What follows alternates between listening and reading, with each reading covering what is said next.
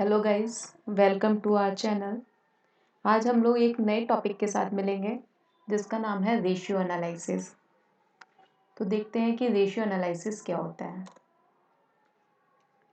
A ratio is an expression of the quantitative relationship between two number. Ratio analysis क्या होता है कि जो दो नंबर्स हैं, कोई भी दो डाटा है, ठीक है, उसका क्वांटिटेटिव रिलेशनशिप को बताता है। क्वांटिटेटिव रिलेशनशिप का मतलब क्या होता है, जिसको हम मीज़र कर सकते हैं, ठीक है, तो उनके बीच के रिलेशंस को बताता है।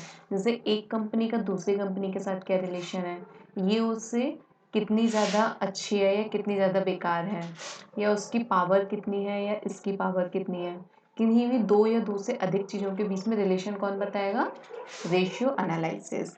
जब भी हमें कभी भी कंपनीज के बीच में कंपैरिजन करना हो, या दो डाटा के बीच में कंपैरिजन करना हो, या फिर दो गुड्स के बीच में कंपैरिजन करना हो, दो मशीन्स के बीच में कंपैरिजन करना हो, तो वहाँ पर हम क्या यूज़ करते हैं, रेशियो एनालिसिस के लिए।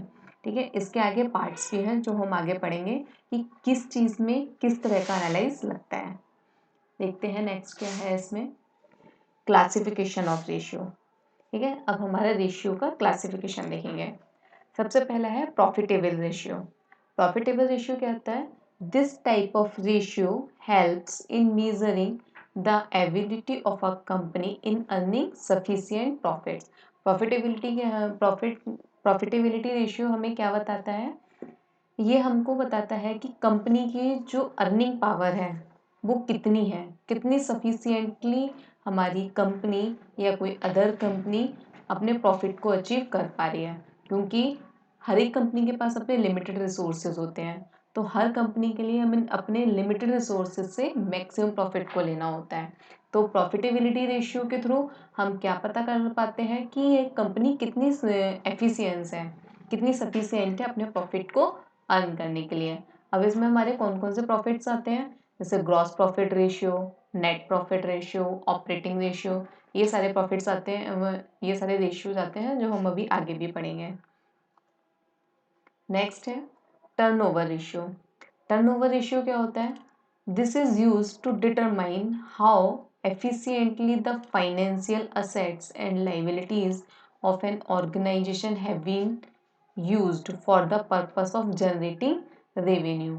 ये किस लिए यूज़ किया जाता है कि कितनी एफिशिएंटली हमारी जो फाइनेंशियल असेट्स एंड लाइबिलिटीज़ हैं एक ऑर्गेनाइजेशन की, वो किस तरह से रेवेन्यू को जनरेट कर पा रहे हैं। यानी कि हमारी असेट्स ज़्यादा हैं या लाइबिलिटीज़ ज़्यादा हैं।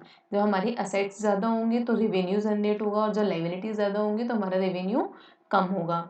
तो यहाँ से हम किसी भी एक कंपनी का असेट्स एंड लाइबिलिटीज़ देख करके उसके थ्रू अपना टर्नओवर रेशियो निकाल करके उसकी एफिशिएंसी का हम ये पता चल लगा सकते हैं कि कितने असेट्स से वो अपनी कितनी लाइबिलिटीज़ को फुलफिल कर पाता है, या उसके पास कितनी एक्स्ट्रा असेट्स हैं। इसके थ्रू क्या पता चलेगा, अगर उसके पास असेट्स ज़्यादा होंगे इट मीन्स उसकी फाइनेंशियल कंडीशन भी अच्छी होगी। अच्छा, टर्नओवर रेशियो में हमारे कौन कौन से रेशियोज आते हैं, fixed assets turnover ratio, inventory turnover ratio, ये आगे भी पढ़ेंगे कौन कौन से और आते हैं। It's just a some examples. Financial ratio क्या होते हैं, this type of ratio helps in measuring the ability of a company to take care of a short term debt obligation। Financial ratio क्या बताते हैं कि जो कंपनी है वो अपने शॉर्ट टर्म डेब्ट्स का ऑब्लिगेशन, यानी कि अपने शॉर्ट टर्म डेब्ट्स को किस तरह से फुलफिल कर पा रही है वो। इसमें हम फाइनेंशियल कंडीशन को एक कंपनी की देखते हैं, क्योंकि इसमें बता रखा है इसका एग्जांपल करंट रेशियो। अब करंट रेशियो का फॉर्मूला आप आगे पढ़ेंगे, current assets divided by current liabilities. तो यहाँ से हमें क्या पता चला कि हम कंपनी के पास एट प्रेजेंट में क्या है। फिक्स्ड असेट्स तो हमारी जो होती हैं वो तो अगर हमें उनको सेल करना होगा तो हमें 2-4 महीने लगेंगे, साल भी लग सकता है। लेकिन जो हमारी प्रेजेंट कंडीशन क्या है, हमारे पास कितना कैश है, कितनी लिक्विड असेट्स हैं, ठीक है, असेट्स हमारे पास कितनी है, ये सारी चीज़ें हम फाइनेंशियल रेशियो से पता करेंगे कि अगर अभी कंपनी के ऊपर कोई बहुत बड़ी लाइबिलिटी आ जाए तो क्या वह उसको फुलफिल कर पाएगी जस्ट। ठीक है, तो उसके लिए हम किसका यूज़ करते हैं, फाइनेंशियल रेशियो का। इसमें कौन कौन से आ गए आपके, current ratio and liquid ratio. Next देखते हैं क्या है इसमें, ऑब्जेक्टिव ऑफ रेशियो एनालिसिस। अब हम देखेंगे कि इसके ऑब्जेक्टिव्स क्या क्या हैं। Number 1, establishing relationship. Ratio analysis क्या करता है कि ये किन्हीं भी दो डाटाज के बीच में या दो कंपनी के बीच में रिलेशनशिप को बताता है, क्योंकि हमने रेशियो एनालिसिस का जो हमने डेफिनेशन पढ़ी है उसमें भी बताया है कि हम क्वांटिटेटिव रिलेशनशिप के लिए देखते हैं। तो इसका काम क्या हो गया कि किसी भी दो कंपनीज के बीच में, किसी भी दो गुड्स के बीच में, किन्हीं भी दो डाटाज के बीच में क्या करेगा, ये रिलेशनशिप को बताएगा कि इनके बीच रिलेशनशिप कैसी है। और क्या उसके थ्रू जब हम रिलेशनशिप पता कर लेंगे तो क्या होगा कि हम कंक्लूजन सही से निकाल पाएंगे कि हमें क्या करना चाहिए। नेक्स्ट है आपका डायग्नोसिस। डायग्नोस क्या करना होता है, कोई भी एक कंपनी है, ठीक है, तो उसको हमें क्या डायग्नोस करना है कि वो कितनी एफिशिएंटली अपना काम कर रही है, कितनी वो प्रॉफिटेबल है, ठीक है, एक्चुअल में उसके सॉल्वेंसी रेशियो क्या है, उसकी लिक्विडिटी क्या है। ये सारी चीज़ें जानने के लिए भी हमें रेशियो एनालिसिस का ही यूज़ करना पड़ता है। अच्छा, ये जो हमारा रेशियो एनालिसिस है ये सिर्फ इतना ही नहीं बताता कि एक संस्था हमारी कोई भी एक कंपनी किस तरह से ऑर्गेनाइज कर रही है, इसकी फाइनेंशियल कंडीशन क्या है। इसके अलावा ये और क्या क्या बताता है, इसकी एफिशिएंसी को बताता है, इसकी स्टेबिलिटी को बताता है। ये सारी चीज़ें डायग्नोस करने के लिए भी हमें किस चीज़ की ज़रूरत पड़ती है, रेशियो एनालिसिस की। नेक्स्ट है आपका planning and forecasting. Her company में इन फ्यूचर के लिए डिसीजंस लेने होते हैं, उसके लिए प्लानिंग करनी होती है, ठीक है। तो हमारा जो रेशियो एनालिसिस है इसके थ्रू हम एनालाइज करके अपनी फ्यूचर की प्लानिंग कर सकते हैं, ठीक है। उसको पहले से अनुमान लगा सकते हैं कि हमारे क्या क्या काम हो सकते हैं इसमें और क्या क्या हमें करने चाहिए, क्या क्या नहीं करने चाहिए। इसके थ्रू हम और क्या पता लगा सकते हैं कि हमारी डेवलपमेंट रेट क्या है, ठीक है, हमने पिछले सालों में किस तरह से काम किया है और हमारी किस तरह से प्रोग्रेस हुई है या हमारा डाउन हुए हैं, क्या हुआ है। ये सारी चीज़ों को हम देख करके अपना क्या कर सकते हैं, फ्यूचर के लिए फोरकास्टिंग कर सकते हैं। उसके लिए फोरकास्टिंग करके क्या करेंगे, हम प्लानिंग कर पाएंगे। नेक्स्ट है आपका सिंप्लीफाइंग द अकाउंटिंग डाटा। ये क्या करता है कि देखो, जनरली अगर हम किसी के अकाउंट्स को खोल करके बैठ जाएं किसी एक कंपनी के, तो हमको उसमें समझ में ही नहीं आएगा कि एक्चुअल में ये है क्या, ठीक है। तो रेशियो एनालिसिस क्या करता है, किसी भी कंपनी के अकाउंटिंग डाटा को सिंप्लीफाई करता है, यानी कि उसको सिंपल बना देता है, कोई भी उसको इजीली पढ़ सकता है। जैसे अगर रेशियो हमने बोल दिया कि current assets and current liabilities का रेशियो हमारा 2:1 है, ठीक है। मैंने बोला किसी भी एक कंपनी का हमारा क्या है, 2:1 है। वो मैं क्या करूँगी, ये जो 1 है ये मेरी क्या हो गई, करेंट लाइबिलिटी, और ये जो 2 है ये मेरी क्या हो गई, करेंट असेट्स। तो मैं क्या कहूँगी कि मेरी करेंट लाइबिलिटी से जस्ट डबल है मेरी करेंट असेट्स। अब यहाँ से तो मुझे ये बात पता चल गई क्योंकि मैंने पहले से एनालाइज कर रखा है। बट अगर ये हमने एनालाइज पहले से नहीं कर रखा होता तो हम किसी भी कंपनी की बैलेंस शीट से ये अनुमान नहीं लगा सकते हैं, ठीक है। तो रेशियो एनालिसिस क्या करता है, हमारे अकाउंटिंग डाटा को सिंप्लीफाई करता है।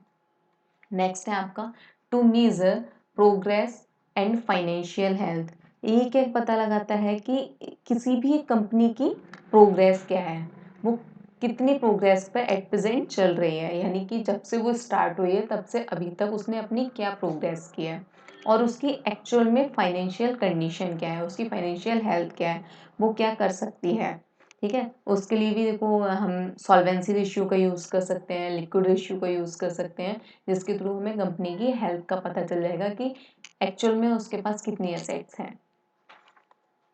नेक्स्ट है टू फैसिलिटेट कंपैरिजन। एनालिसिस के थ्रू हमने आगे पिछले बार भी पढ़ चुके हैं कि ये दो लोगों के बीच में रिलेशनशिप को बताता है। तो ऐसे ही हम जब हमें दो लोगों के बीच में रिलेशनशिप पता चल जाएगा तो हम क्या कर पाएंगे, कंपैरिजन कर पाएंगे। कंपैरिजन किस तरह से हो सकता है, किसी भी एक कंपनी का एक डिपार्टमेंट से दूसरे डिपार्टमेंट के बीच कंपैरिजन हो सकता है कि ये वाले डिपार्टमेंट की कितनी परफॉर्मेंस रही, कैसी परफॉर्मेंस रही, और हमारा जो सेकंड डिपार्टमेंट था उसके बीच क्या परफॉर्मेंस है, क्योंकि हर कंपनी के अपने अपने सब डिपार्टमेंट्स तो होते ही हैं। तो हम क्या कर सकते हैं कि दो डिपार्टमेंट्स के बीच में भी कंपैरिजन कर सकते हैं कि किसकी अच्छी या किसकी बेकार प्रोग्रेस रही या उसने कितनी अच्छी परफॉर्मेंस दी। ठीक है, इसी तरीके से हम कंपनी अगर इंटरनल नहीं करना चाहते हैं तो हम एक्सटर्नल कर सकते हैं, किसी एक कंपनी का दूसरी कंपनी के साथ कंपैरिजन कर सकते हैं, उसके एनालिसिस को देख सकते हैं, उसके रेशियोज को देख सकते हैं और फिर कंपैरिजन कर सकते हैं कि वो कंपनी हमसे ऊपर है या नीचे है, हम उसके कंपेयर में है या नहीं है, हम उसका कंपटीशन को बीट कर पाएंगे या नहीं कर पाएंगे। ये सारी चीज़ें हमें कहाँ से पता चलेंगी, रेशियो एनालिसिस से। नेक्स्ट है आपका टू अप्रेज प्रोस्पेक्टिव इन्वेस्टर्स। ये क्या करता है, जो हमारे इन्वेस्टर्स होते हैं उनके लिए प्रॉपर जानकारी देता है।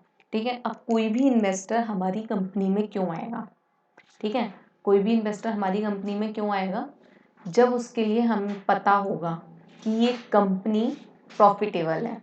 ठीक है, अब वो प्रॉफिटेबल किस तरह से पता चलेगा, वो हमारे एनालिसिस को देखेगा, हमारे रेशियोज को देखेगा, ये सारी चीज़ें देखेगा, तब उसको पता चलेगा कि ये कंपनी कहाँ स्टैंड करती है। ठीक है, जब उसको लगेगा कि हाँ इस कंपनी में दम है, ये आगे काम कर सकती है, तब तो कोई इन्वेस्टर हमारे यहाँ आकर के इन्वेस्ट करने की सोचेगा। और अगर उसको लगेगा कि हमारी जो कंपनी है वो कहीं भी स्टैंड नहीं कर रही है, इसकी कोई भी फ्यूचर नहीं है इसका, तो वो हमारे यहाँ क्यों इन्वेस्ट करेगा। तो सही जानकारी एक इन्वेस्टर को कहाँ से मिलती है, रेशियो से, रेशियो एनालिसिस से। नेक्स्ट है आपका to help in decision making. देखो पीछे भी हमने पढ़ा है प्लानिंग एंड फोरकास्टिंग करना। प्लानिंग और फोरकास्टिंग हम किस लिए कर रहे हैं, डिसीजन टेकिंग के लिए, क्योंकि हमको हमारे जो अकाउंटिंग डाटा है वो भी सिंप्लीफाई हो चुके हैं। ठीक है, डायग्नोस हो चुके हैं चीज़ें, तो क्या होगा कि हम फ्यूचर के लिए सही डिसीजंस ले पाएंगे। हम ये देख पाएंगे कि हमने पिछले साल में या लास्ट ईयर में हमने क्या क्या मिस्टेक्स की हैं और उनसे हमको क्या क्या फ़ायदे या नुकसान हुए हैं, और उसके थ्रू हम आगे के लिए सही डिसीजंस ले पाएंगे कि आगे से ये मिस्टेक्स हमारी ना हो। ठीक है, आपको हमारी ये वीडियो पसंद आई हो तो लाइक शेयर एंड सब्सक्राइब कीजिए। अब हम मिलते हैं एक नई वीडियो में आपके साथ, एक नए टॉपिक के साथ, जो कि होगा बहुत ज़्यादा इंटरेस्टिंग, क्योंकि अब हम स्टार्ट करने वाले हैं न्यूमेरिकल्स। ठीक है, तो थैंक यू। एंड अगर आप लोगों ने मेरी प्रीवियस वीडियोस नहीं देखी हो तो आप लोग इस वीडियो के डिस्क्रिप्शन बॉक्स में आपको पुरानी वीडियोस का लिंक मिल जाएगा, आप वहाँ से इसको देख सकते हैं। Thank you.